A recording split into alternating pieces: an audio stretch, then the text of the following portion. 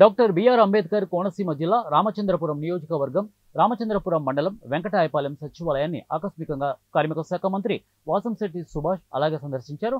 ఉదయం సమయం 11 గంటలు దాటినా సిబ్బంది ఎవరు విధులకు హాజరు కాకపోవడంతో అసహనం వ్యక్తం చేసిన మంత్రి రేపటి నుండి విధిగా హాజరు కాని పక్షంలో తీవ్రమైన చర్యలు తీసుకుంటామని హెచ్చరించారు. అంతేకాకుండా జిల్లా కలెక్టర్కి ఫోన్ చేసి ఫోన్ ద్వారా విషయం తెలియజేసి నియోజకవర్గంలో ఉన్న సచివాలయానికి ఉదయం 9:30 గంటల కల్లా ఆఫీస్కి వేళకి ఆఫీసర్లు అందరూ ప్రజలకు అందుబాటులో ఉండాలని, లేని పక్షంలో తీవ్రమైన చర్యలు తీసుకోవాలని ఆదేశాలు జారీ చేశారు.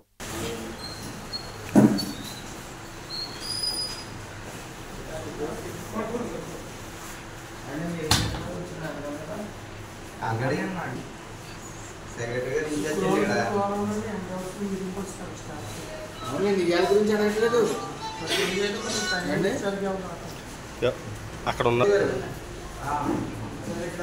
వెంకటాయపాలెం సచివాలయంలో స్టార్ట్ డేట్గా ఎంప్లాయీస్ 10:30 రావడం 11 గంటలకు రావడం ఇష్టానుసారం వ్యవహారం చేస్తున్నారండి. ఎవరు గీతావాణి గారు తప్ప